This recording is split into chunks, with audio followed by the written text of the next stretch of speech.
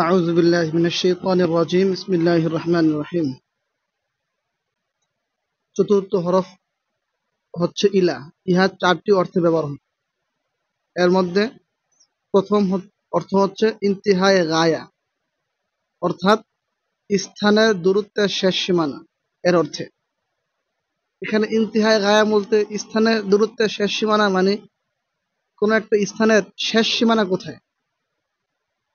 যেমন মেসাল সিরতু মিনাল বাসরাতি ইলাল কুফাতি, আমি বসরা হতে কুফা পর্যন্ত ভ্রমণ করেছি। এখানে ভ্রমণের শেষ সীমানাটা হচ্ছে কুফা, এটা বোঝাচ্ছে ইলার মাধ্যমে।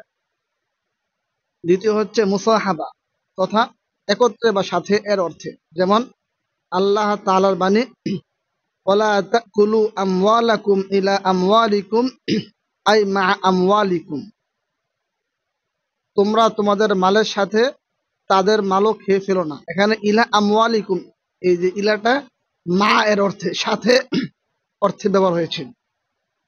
এখানে ইলা শব্দটি মা এর অর্থ প্রকাশ করেছে।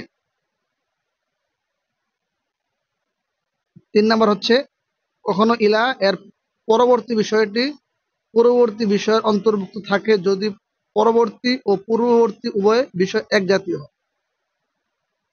এই বিষয়টা একটু লক্ষণীয়, সেটা হচ্ছে মানে ইলা যে শব্দটা আছে এর পূর্বে যেটা আছে এবং পরে যেটা আছে দুইটার যদি একই জাতীয় হয় তাহলে পূর্বেরটা পরেরটা পূর্বেরটার হুকুমের অন্তর্ভুক্ত হবে, মানে উভয়টার হুকুম একই হবে। যেমন আল্লাহ তাআলা বলেন ফাগসিলু বুজুহাকুম আইদিয়াকুম ইলাল মারাফিকি, তোমরা তোমাদের চেহারা ধৌত করো এবং হস্তদ্বয় কোন পর্যন্ত ধৌত করো। এখানে ইলার পরবর্তী শব্দ হচ্ছে আল মারাফিক আর পূর্ববর্তী শব্দ হচ্ছে আইদিয়াকুম, যেটা ইয়াদুনের জমা।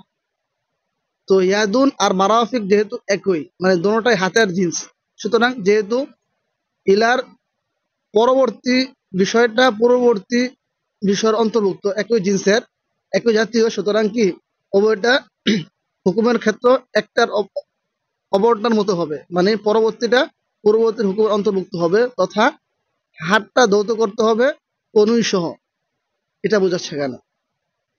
4 নাম্বারটা হচ্ছে এর বিপরীত।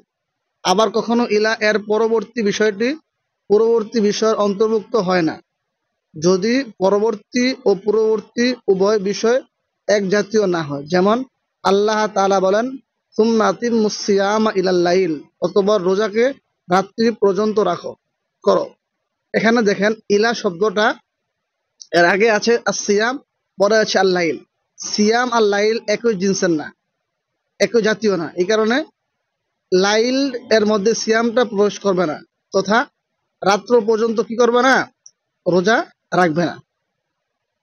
এটা হচ্ছে ইলার 4টি অর্থ। ওয়া আখির দাওয়ানা আলহামদুলিল্লাহি রাব্বিল আলামিন।